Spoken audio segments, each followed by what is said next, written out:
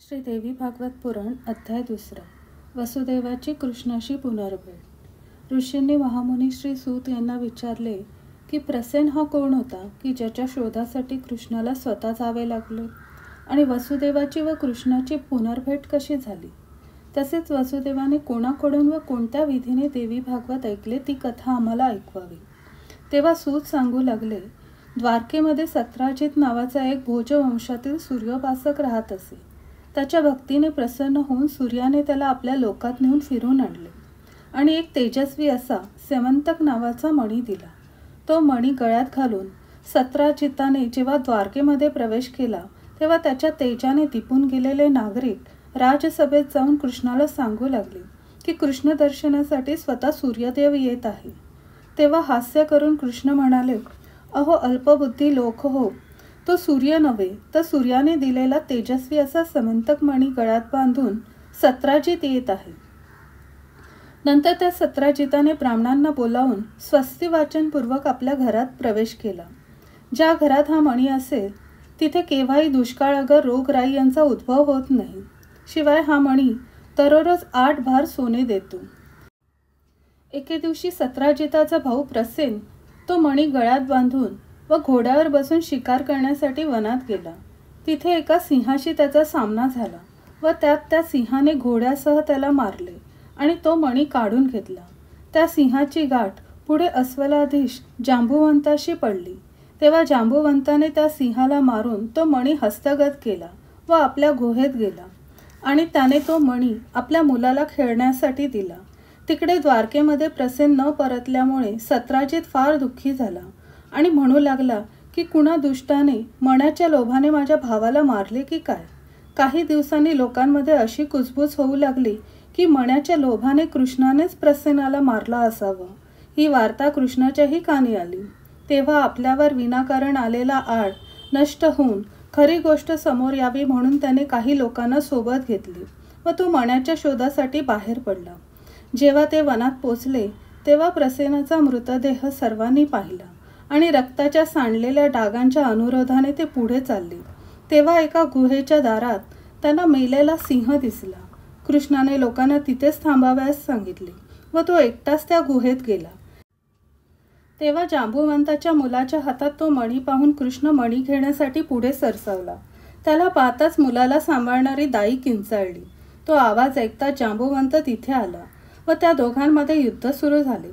रात्रंदिवस न थांबता ते दोघंही 27 दिवसपर्यंत झुंजत होते. गुहेच्या दाराशी उभे असलेल्या द्वारकेच्या लोकांनी 12 दिवसांपर्यंत वाट पाहिली आणि निराश होऊन परत जाऊन त्यांनी घडलेला प्रकार इतरांना सांगितला.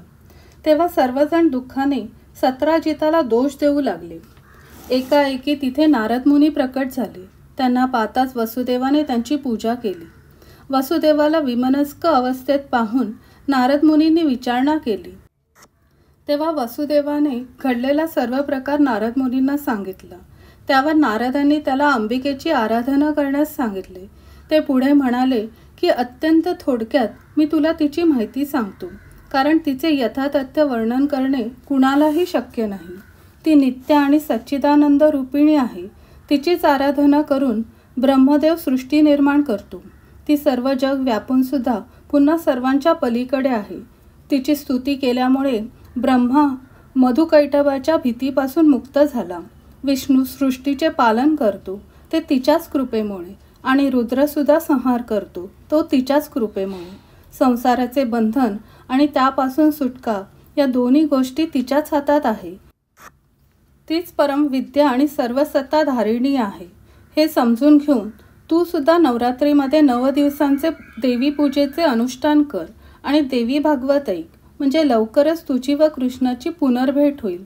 तेव्हा वसुदेवाने नारद मुनींना देवीच्या कृपेचा त्याला आलेला एक पूर्वीचा अनुभव सांगावयास सुरुवात केली. तो म्हणाला की जेव्हा कंसाने आकाशवाणी ऐकली की देवकीच्या 8व्या गर्भाच्या हातून त्याचा मृत्यू निश्चित आहे, तेव्हा त्याने देवकी आणि वसुदेव यांना कैदेत टाकले व देवकीच्या प्रत्येक बाळाला मारून टाकले. असे 6 वेळा झाले आणि त्या उभयतांच्या दुःखाला काही पारावार उरला नाही. मग तेव्हा वसुदेवाने गर्ग मुनींना बोलावले व सर्व वस्तुस्थिती सांगितली. त्यावर मुनींनी त्याला दुर्गा भगवतीची आराधना करावयास उपदेश केला. वसुदेवाने परस्वाधीन असल्यामुळे आपली असमर्थता सांगितली आणि ती आराधना आपल्याकरता गर्गांनी करावी अशी विनंती केली. मग गर्ग मुनी त्यासाठी विंध्याचल पर्वतावर गेले. तिथे त्यांनी अनुष्ठान मांडले.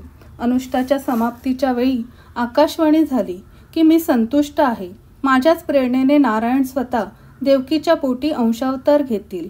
वसुदेवाने कंसापासून रक्षण करण्यासाठी त्या बाळाला गोकुळात नंदाच्या घरी ठेवावे आणि यशोदेच्या ताना मुलीला आणावी व कंसाच्या स्वाधीन करावी.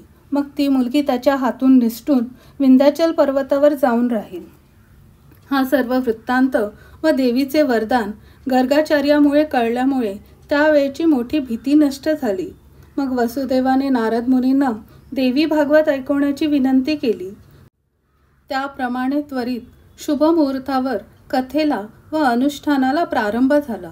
9व्या दिवशी अनुष्ठान समाप्तीच्या वेळी तिकडे युद्धामध्ये कृष्णाच्या मुठीच्या माराने जांबुवंताची गात्रे शिथिल पडली व तो हरला. त्याच वेळी त्याला प्रभू श्री रामाच्या अवताराची आठवण झाली आणि जो राम होता तोच यावेळी भगवान श्रीकृष्णांच्या रूपाने समोर उभा आहे हे त्याने जाणले. हात जोडून त्याने न ओळखता युद्ध केल्याबद्दल क्षमा मागितली आणि कृष्णाला आगमनाचे कारण विचारले. जेव्हा कृष्णाने सर्व खुलासा केला तेव्हा त्याने तो मणी तर परत दिलाच, परंतु आपली सुस्वरूप मुलगी जांबवंती हिचा विवाह कृष्णाशी करून दिला. तिकडे द्वारकेत अनुष्ठान समाप्तीच्या वेळी पत्नी व मण्यासह कृष्णाने प्रवेश केला. तेव्हा द्वारकेत सर्वत्र आनंदी आनंद झाला. देवी भागवत महात्म्याचा 2रा अध्याय समाप्त. देवी भागवत पुराण अध्याय 3. अगस्ती व कार्तिकेय यांचा संवाद. महामुनी श्री सूत पुढे सांगू लागले की अहो ऋषी लोक हो, मी तुम्हाला आणखीही पूर्वी घडलेल्या घटना सांगतो. त्यात देवी भागवताचा महिमा वर्णिलेला आहे. एकेवेळी लोपामुद्राचे पती मुनी अगस्ती भगवान कार्तिक स्वामींकडे गेले आणि त्यांनी अनेक पुण्यपावन कथा ऐकाव्याची इच्छा प्रकट केली. मग कार्तिक स्वामींनी अगस्तींना वेगवेगळ्या विचित्र कथा तीर्थ महात्म्य सांगितले. त्यावर अगस्तींनी त्यांच्यापाशी देवी भागवताचे महात्म्य ऐकावयाची इच्छा प्रकट केली. तेव्हा कार्तिक स्वामी म्हणाले की या भागवताचा यथार्थ महिमा कुणीही वर्णन करू शकणार नाही, परंतु मी थोडक्यात तुम्हाला सांगतो. जी निरंतर आहे, सच्चिदानंद स्वरूपिणी आहे, जगातील अणुपरमाणू तिनेच व्यापला आहे, तसेच सर्व प्रकारचे भोग भोगायला देऊन मुक्ती बहाल करण्याचे सामर्थ्य सुद्धा तिच्यापाशीच आहे. देवी भागवत ही तिची वाङ्मयी मूर्ती आहे. ते वाचणाऱ्याला या त्रैलोक्यात अशक्य अशी कोणतीच गोष्ट नाही. या संदर्भात एक घटना सांगतो, ती ऐकावी. विवस्वानाला एक श्राद्धदेव नावाचा मुलगा होता. त्याला संतती नसल्यामुळे त्याने वसिष्ठ मुनींना याबाबत विचारले. त्यानुसार त्याने पुत्रकामेष्टी नावाचा यज्ञ आरंभिला. पण त्याच्या पत्नीने अध्वर्यूजवळ विनंती केली की तिला मुलीची आवड असल्या कारणाने तशी मंत्रयोजना करावी. त्याने ती विनंती मान्य केली. याचा परिणाम पुढे असा झाला की तिच्या पोटी कन्या जन्माला आली व तिचे नाव इला ठेवले. राजा खिन्न झाला व त्याने संकल्प विपरीत होण्याचे कारण जेव्हा गुरूंना विचारले तेव्हा वसिष्ठ मुनींनी ध्यान करून सर्व प्रकार जाणून घेतला.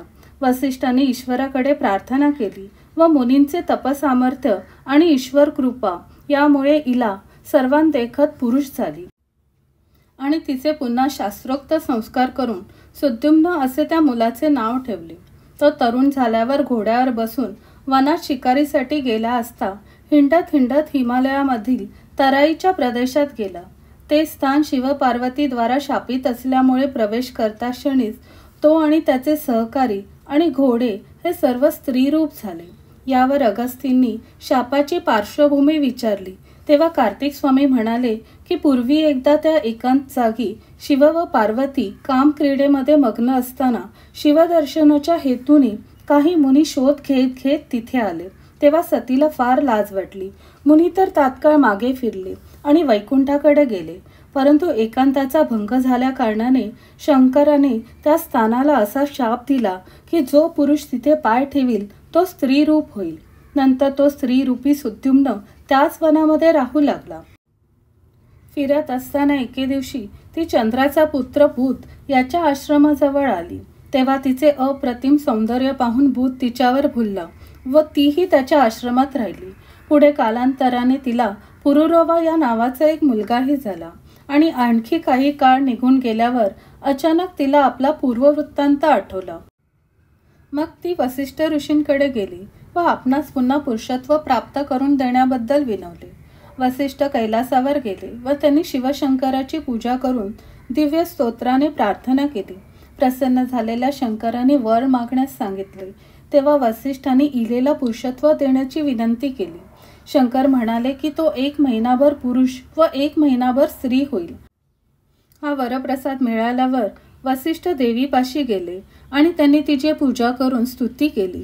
तेव्हा प्रसन्न झालेल्या देवीने त्यांना असे सांगितले की तुम्ही 9 दिवसांचा उत्सव करून त्याला देवी भागवत ऐकवा, म्हणजे माझ्या कृपेने त्याला कायमचे पुरुषत्व मिळेल. पुन्हा आश्रमात परतून वसिष्ठांनी इलेला बोलावून नवरात्र महोत्सवाचे आयोजन केले. यज्ञ व देवी भागवत श्रवण केल्यामुळे तिला पुरुषदेह मिळाला. नंतर सुद्युम्नाने अनेक वर्षापर्यंत राज्य केले. देवी भागवत महात्म्याचा 3रा अध्याय समाप्त.